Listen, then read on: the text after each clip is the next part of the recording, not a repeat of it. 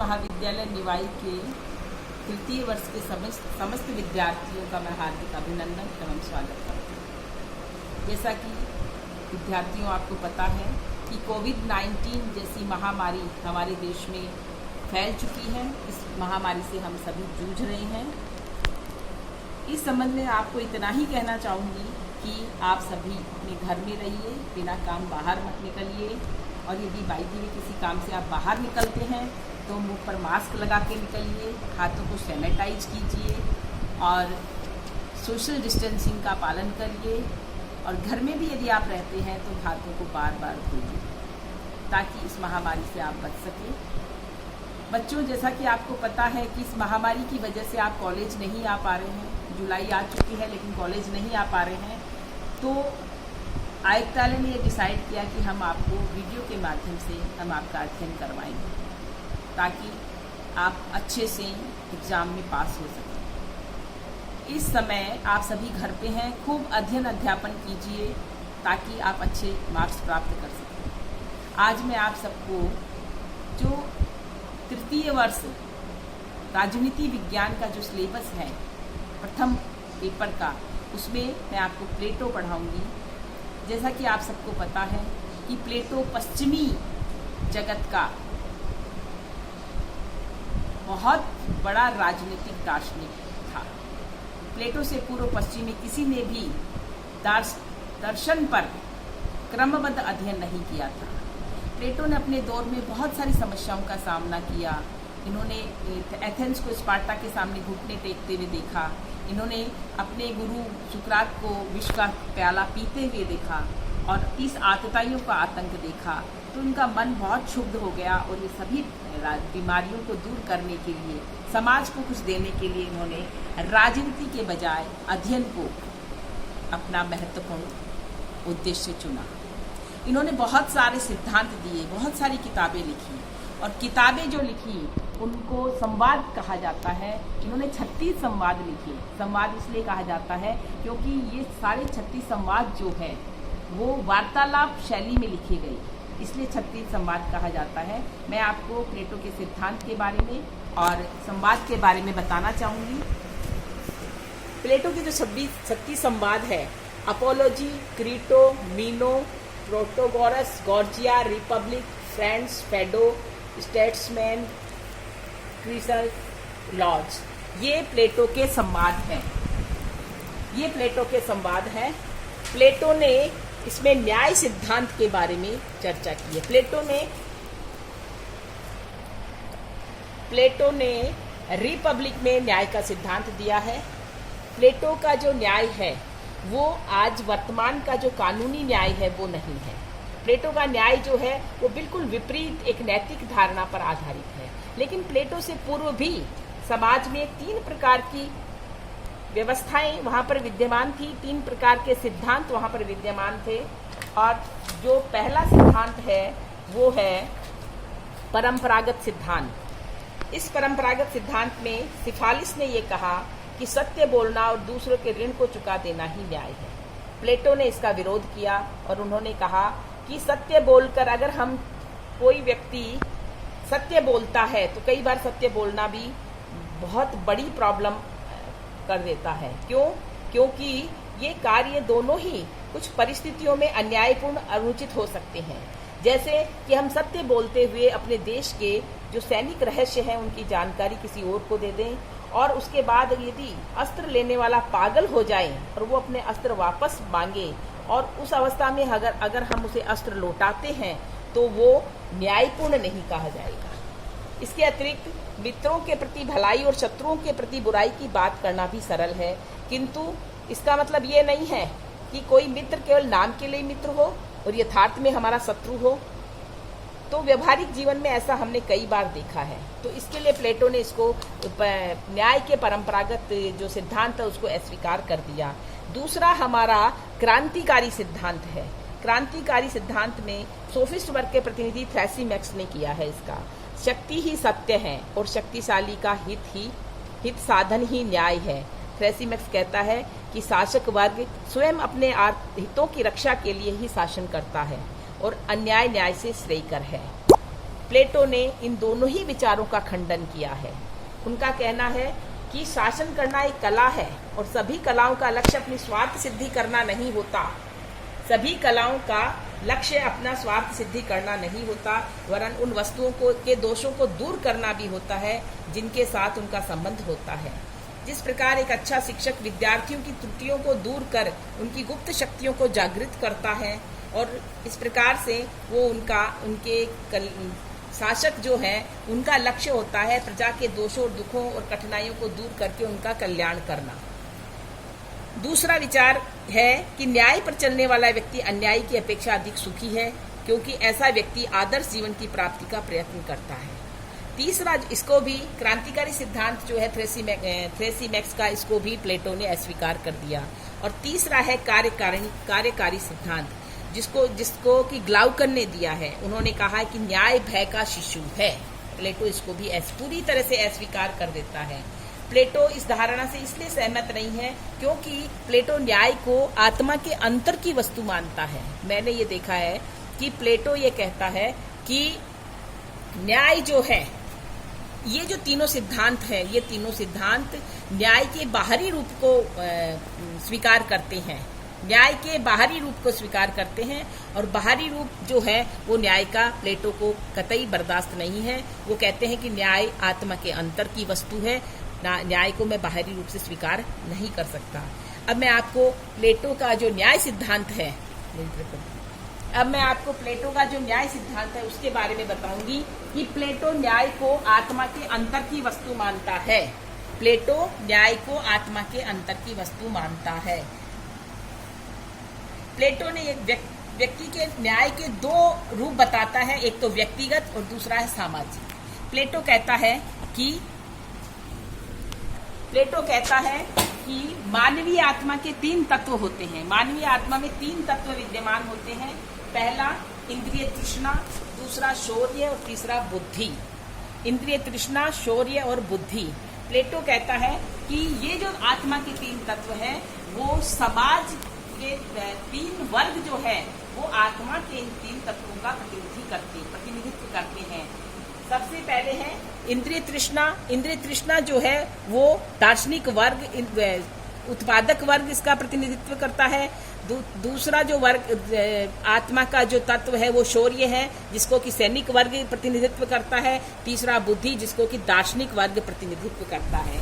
प्लेटो ये कहता है कि ये तीनों तत्व जो है और तीनों जो वर्ग हैं हमारे समाज के, पहला दार्शनिक वर्ग, दूसरा सैनिक वर्ग और तीसरा उत्पादक वर्ग, ये तीनों वर्ग जो है, ये तीनों अगर अपनी ईमानदारी से अपना कार्य करते हैं, दार्शनिक वर्ग समाज को ध्यान में रखते हुए शासन कार्य का संचालन करे, सैनिक वर्ग देश की सीमाओं की रक्षा करे, और तीसरा जो उत्पादक वर्ग है वो उत्पादक वर्ग अब जनता के लिए अन्न का उत्पादन करके उसको जनता के लिए अन्न का उत्पादन करे।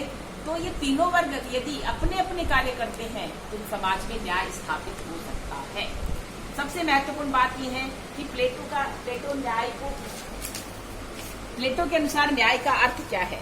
तो मैं ये कहना चाहूंगी कि प्लेटो ये कहता है कि राज्य व्यक्ति की योग्यता और समाज की आवश्यकता को देखते हुए व्यक्तियों के कुछ कर्तव्य निर्धारित करता है, और व्यक्तियों के द्वारा इन कर्तव्यों की पूर्ति करना एवं दूसरों के कर्तव्य में हस्तक्षेप करना ही न्याय है। प्लेटो ये कहता है कि राज्य जो है वो व्यक्ति की योग्यता देखेगा कि व्यक्ति की शारीरिक स्थिति क्या है, व्यक्ति की बौद्धिक स्थिति क्या है, उसको किस प्रकार का कर्तव्य दिया जा सकता है, कार्य करने के लिए दिया जा सकता है। तो प्लेटो जो है वो व्यक्ति की योग्यता को देखते हुए, और व्यक्ति जो है उस व्यक्ति का समाज में क्या स्थान है, समाज के लिए वो क्या कर सकता है, उसके लिए वो कुछ कर्तव्य निर्धारित करता है, और व्यक्तियों के द्वारा अपने अपने कर्तव्यों का पालन करना और दूसरों के कर्तव्य में हस्तक्षेप नहीं करना, वो ही प्लेटो का न्याय कहलाता है। अब मैं प्लेटो की विशेषता, न्याय की विशेषताएं बताना चाहूंगी। प्लेटो की पहली विशेषता है नैतिक सिद्धांत। प्लेटो का जो न्याय है वो आधुनिक समय के अनुसार न्यायाधीशों द्वारा दिया गया निर्णय नहीं है, बल्कि प्लेटो का न्याय जो है वो नैतिक है। यानी राज्य व्यक्तियों के कुछ कर्तव्य निर्धारित करता है और व्यक्तियों के द्वारा इन कर्तव्यों का पालन करना और दूसरों के कर्तव्यों में हस्तक्षेप न करना ही न्याय है। दूसरी बात यह है, प्लेटो न्याय को व्यक्ति के जीवन का आंतरिक तत्व मानता है, यानी व्यक्ति के आत्मा में रहने वाली वस्तु है। प्लेटो का न्याय जो है व्यक्ति की आत्मा में रहने वाला तत्व है। यानी व्यक्ति की आत्मा में जो 3 तत्व है, 3 तत्वों में से जो व्यक्ति शौर्य को ज्यादा प्रबल रखता है, या बुद्धि को ज्यादा प्रबल रखता है, या तृष्णा को ज्यादा प्रबल रखता है, उसी के अकॉर्डिंग जो राज्य है वो उसको कार्य देगा। तीसरा, कार्य विशिष्टता का सिद्धांत, व्यक्ति जिसमें ज्यादा रुचि रखेगा राज्य के द्वारा वही कर्तव्य उनको दे दिए जाते हैं। चौथा, अति व्यक्तिवाद का विरोधी। प्लेटो जो है वो अति व्यक्तिवाद का विरोधी है। और सबसे महत्वपूर्ण बात है कि प्लेटो के राज्य में न्याय को स्थिर कौन रखेगा, तो वो है दार्शनिक राजा। यानी कि दार्शनिक राजा जो है वो ही प्लेटो के राज्य में न्याय को स्थिर रख सकता है, क्योंकि राज्य के द्वारा ही व्यक्तियों को कर्तव्य देंगे और राज्य ये तय करेगा कि इसको कौन सा कर्तव्य देना है, और राज्य ही जो कर्तव्य का पालन नहीं करेगा उसको दंडित देने का कार्य करेगा, और ये देखेगा कि कौन सा व्यक्ति अपना कर्तव्य पूरा कर रहा है या नहीं। अब मैं इसकी आलोचना के बारे में बताऊंगी कि प्लेटो ने न्याय का सिद्धांत दिया है, और प्लेटो की जो न्याय सिद्धांत की आलोचना है उसके बारे में सभी आलोचकों ने कहा है कि प्लेटो ने जो न्याय सिद्धांत दिया है उसकी न्याय की धारणा कानूनी नहीं बल्कि नैतिक धारणा है, जो कि सही नहीं है। वर्तमान समय में ये सही नहीं है। आज न्याय को कानूनी धारणा के रूप में स्वीकार किया गया है। प्लेटो के अनुसार न्याय को कानूनी धारणा के रूप में नहीं बल्कि नैतिक धारणा के रूप में प्लेटो ने न्याय का प्रतिपादन किया है। तो बारकर ने कहा है कि प्लेटो का न्याय वस्तुतः न्याय नहीं है, वह केवल मनुष्य को अपने कर्तव्यों तक सीमित रखने वाली भावना मात्र है, कोई ठोस कानून नहीं है। इसके लिए आलोचकों ने इनके न्याय को अस्वीकार कर दिया है। दूसरी बात है कि दार्शनिक वर्ग की समस्त शक्तियां प्रदान करना अनुचित है। प्लेटो ने दार्शनिक वर्ग को सारी शक्तियां दे दी है कि वही न्याय का प्रतिपादन करे, वही न्याय के लोगों को अपनी कर्तव्य के अनुसार शक्तियां दे, कर्तव्य के अनुसार कार्य करने को स्वतंत्र कर दे। लेकिन अगर दार्शनिक वर्ग को समस्त शक्तियां दे देंगे तो दार्शनिक वर्ग जो है वो क्या हो जाएगा, डिक्टेटर हो जाएगा। दार्शनिक वर्ग जो है वो एकाधिकार प्राप्त कर लेगा सत्ता पर, जो कि आप सबको पता है। लॉर्ड एक्टन का एक कथन है कि असीमित सत्ता जो है वो शक्ति जो है व्यक्ति को भ्रष्ट करती है और असीमित शक्ति व्यक्ति को पूर्णतया भ्रष्ट कर देती है। इसलिए इस बात को भी समस्त शक्तियां दार्शनिक वर्ग में हो, इस बात को भी आलोचकों ने अस्वीकार कर दिया है। तीसरी बात है, मनुष्य और समाज का इसमें सर्वांगीण विकास नहीं हो पाएगा। कारण क्या है? क्योंकि व्यक्ति को कर्तव्य निश्चित मात्रा में कर्तव्य दे दिए हैं और ये कह दिया गया है कि तुम इसके एक दूसरे के कर्तव्यों में हस्तक्षेप नहीं करोगे, तो व्यक्ति अपने ही कर्तव्य करता जाएगा, दूसरे के कर्तव्य के बारे में जानकारी नहीं रखेगा, एक ही काम करता जाएगा। इससे क्या हुआ, कार्य विशिष्टता का तो आ जाएगा, कार्य में एक्सपर्टाइजेशन तो हो जाएगा, लेकिन हम एक दूसरे के कार्य को समझ नहीं पाएंगे, हम इंटरडिसिप्लिनरी बिहेव नहीं कर पाएंगे। इसलिए इन्होंने मनुष्य और समाज का एक ही दिशा में चलने से मनुष्य और समाज का विकास संभव नहीं है। दूसरी बात है, गुणों के निर्धारण का कोई आधार नहीं है। क्या प्लेटो ये कहता है कि व्यक्ति में शौर्य की प्रधानता है या बुद्धि की प्रधानता है या तृष्णा की प्रधानता है? ये देखकर, जिसकी भी प्रधानता है ये देखकर उनके कर्तव्यों का निश्चय किया जाता है। तो आलोचक ये कहते हैं कि गुणों या प्रवृत्ति की प्रधानता, हम किसी भी व्यक्ति में कौन सा गुण है, कौन सी प्रवृत्ति प्रमुख है, ये हम कैसे पता कर सकते हैं? इसका निर्धारण का कोई मापदंड नहीं है। इसलिए इस बात को भी उन्होंने अस्वीकार कर दिया। वर्तमान समय के राज्यों में भी ये लागू नहीं हो सकता, क्योंकि वर्तमान में पहले थोड़ी सी जनसंख्या हुआ करती थी, नगर राज्य हुआ करते थे प्लेटो के समय, तो इसलिए ये सब संभव था। लेकिन वर्तमान समय में अब जनसंख्या का विस्तार हो गया है, इसलिए ये संभव नहीं हो सकता। इसके अलावा सर्वाधिकारवाद का मार्ग प्रशस्त करना, सर्वाधिकारवाद का मार्ग प्रशस्त करना, यानी कि जब प्लेटो समस्त शक्तियां दार्शनिक वर्ग को दे देगा तो दार्शनिक वर्ग क्या हो जाएगा, सर्वाधिकारवादी हो जाएगा, और जनता जो है वो उसका साधन बन जाएगी, और राज्य जो है वो साध्य बन जाएगा। इसके अलावा अंतिम है वर्गीय विशेषाधिकारों का समर्थन अनुचित। प्लेटो ने वर्गीय विशेषाधिकारों, प्लेटो जो है वो अपने न्याय सिद्धांत के माध्यम से वर्गीय विशेषाधिकार को न्यायोचित ठहराता है, जो कि किसी भी प्रकार से उचित नहीं कहा जा सकता।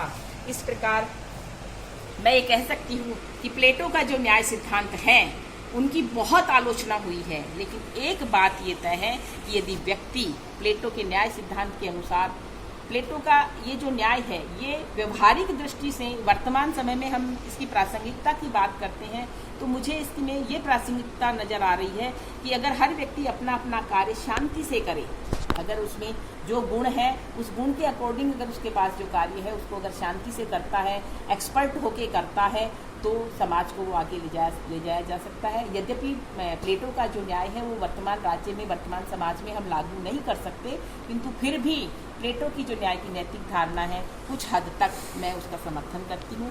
धन्यवाद।